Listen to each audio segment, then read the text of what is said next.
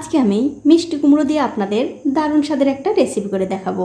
যে সকল বন্ধুরা মিষ্টি কুমড়ো খেতে চান না তারাও কিন্তু এই রেসিপিটা একদিন হলেও করে খেয়ে দেখতে পারেন। খেতে কিন্তু ভীষণ ভালো হয় আর বানানো তো একেবারে সোজা। নমস্কার বন্ধুরা, আমার এই ছোট্ট চ্যানেলে আপনাদের সবাইকে স্বাগতম। তো মিষ্টি কুমড়ো রেসিপি করার জন্য এখানে আমি 500 গ্রাম মিষ্টি কুমড়ো নিয়েছি। এখন এই মিষ্টি কুমড়ো থেকে খোসা ছাড়িয়ে খুব ভালো করে কেটে নেব। তো এই দেখুন মিষ্টি কুমড়োটা কেটে আমি ধুয়ে পরিষ্কার করে নিয়েছি। তার বন্ধুরা মিষ্টি কুমড়োটা একটুখানি কাঁচা কাঁচা আছে জন্য আমি খোসা ছাড়াইনি, আপনারা চাইলে কিন্তু এর খোসাটা ছাড়িয়েও নিতে পারেন। তো এখন আমাদের যা করতে হবে, এই মিষ্টি কুমড়োগুলো সেদ্ধ করে নিতে হবে। সেদ্ধ করার জন্য আমি আগে থেকে একটু জল গরম করতে দিয়েছি।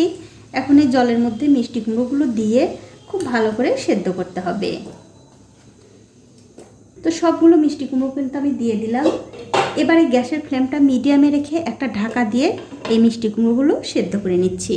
তো এই দেখুন মিষ্টি কুমড়োগুলো কিন্তু আমি খুব ভালো করে সেদ্ধ করে নিয়েছি। আর এই মিষ্টি কুমড়োগুলো সেদ্ধ করার সময় অবশ্যই কিন্তু একটা কথা মাথায় রাখতে হবে, এই মিষ্টি কুমড়োর মধ্যে যেন কোনো রকমের জল না থাকে। ভালো করে মিষ্টি কুমড়োর মধ্যে থেকে জলটা শুকিয়ে নিতে হবে। দেখুন মিষ্টি কুমড়োগুলো কিন্তু খুব ভালোভাবে সেদ্ধ হয়ে গেছে। এখন আমি এগুলো তুলে অন্য একটা প্লেটে নিয়ে নিচ্ছি। এবারে আমাদের যা করতে হবে, একটা ম্যাশার দিয়ে এই মিষ্টি কুমড়োগুলো একটু ম্যাশ করে নিতে হবে। তো এই দেখুন মিষ্টি কুমড়োগুলো কিন্তু আমি খুব ভালো করে ম্যাশ করে নিয়েছি। তাই বন্ধুরা এই মিষ্টি কুমড়োর মধ্যে যদি এরকম একটু বড় খোসা থাকে সেগুলো কিন্তু একটু বেছে বেছে বাদ দিতে পারেন। এখন আমি এর মধ্যে দিয়ে দেব স্বাদ মতো নুন, হাফ চামচ শুকনো লঙ্কার গুঁড়ো, হলুদের গুঁড়ো, ধনিয়ার গুঁড়ো, জিরার গুঁড়ো, গরম মশলার গুঁড়ো, হাফ চামচ আদা বাটা, হাফ বাটির একটুখানি কম দিয়ে দিলাম বেসন। বেসন যদি আপনাদের ঘরে না থাকে সেক্ষেত্রে আপনারা চালের গুঁড়ো কিংবা ময়দাও দিতে পারেন। দিয়ে দিলাম 2-3টে কাঁচা লঙ্কা কুচি। সবশেষে এর মধ্যে একটু ধনিয়া পাতা কুচি দিয়ে খুব ভালো করে মাখিয়ে নিতে হবে। দেখুন সব কিছু কিন্তু আমি খুব ভালো করে মাখিয়ে নিয়েছি। এখন এর মধ্যে দিয়ে দিচ্ছি একটু কালো জিরা। তো বন্ধুরা আমি কিন্তু আজকে নিরামিষ করে এই মিষ্টি কুমড়োর বড়াগুলো ভেজে দেখাচ্ছি। আপনারা চাইলে কিন্তু এর মধ্যে পেঁয়াজ রসুন এগুলোও দিতে পারেন, খেতে কিন্তু আরও ভালো লাগবে। এবারে কালো জিরার সঙ্গেও এই মিষ্টি কুমড়োটা আবার একটু ভালো করে মাখিয়ে নিতে হবে। দেখুন আপনাদের সঙ্গে কথা বলতে বলতে কিন্তু আমার এই মিষ্টি কুমড়ো মাখানো হয়ে গেছে। তো বড়াগুলো ভাজার জন্য দেখতে পাচ্ছেন একটা কড়াইতে আমি তেল গরম করতে দিয়েছি। তেলটা যখন ভালো করে গরম হয়ে যাবে তখন এখান থেকে অল্প অল্প করে মিষ্টি কুমড়োর মিশ্রণ নিয়ে এই তেলের মধ্যে দিয়ে দিতে হবে। আর আমার এই রেসিপিটা যে সকল বন্ধুরা ফেসবুক থেকে দেখছেন তাদের কাছে আমার একটাই অনুরোধ, অবশ্যই আমার এই পেজটিকে ফলো করে দেবেন। তাহলে যখনই আমি নতুন কোনো ভিডিও নিয়ে আসবো সবার আগে কিন্তু আপনি দেখতে পাবেন।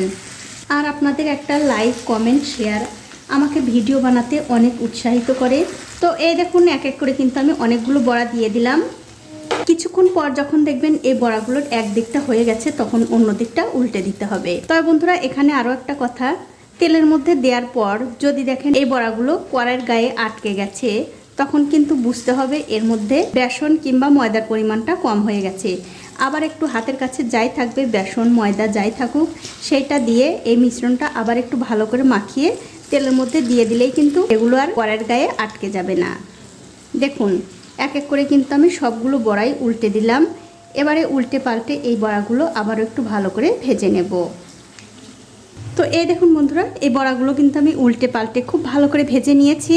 এখন এই বড়াগুলো আমি তেল থেকে খুব ভালো করে তেল ঝরিয়ে তুলে নেব। আর এই বড়াগুলো কিন্তু বন্ধুরা ভেতরে নরম, তার জন্য কিন্তু অবশ্যই একটুখানি ওপরটা মুচমুচে করে ভাজতে হবে। আর এই একই রকম করে কিন্তু সবগুলো বড়াই আমি ভেজে নেব। তো এই দেখুন এক এক করে কিন্তু আমি সবগুলো বড়া ভেজে নিয়েছি। এখন আপনাদের একটা বড়া ভেঙেও দেখাচ্ছি কতটা সুন্দর হয়েছে। দেখুন ভেতরটা কিন্তু একদম নরম তুলতুলে আর ওপরটা খুব সুন্দর মুচমুচে, খেতে কিন্তু দুর্দান্ত হয়। তো বন্ধুরা আমার আজকের এই মিষ্টি কুমড়োর রেসিপিটা আপনাদের কেমন লেগেছে? যদি ভালো লেগেই থাকে অবশ্যই একটা লাইক কমেন্ট আর শেয়ার করতে ভুলবেন না।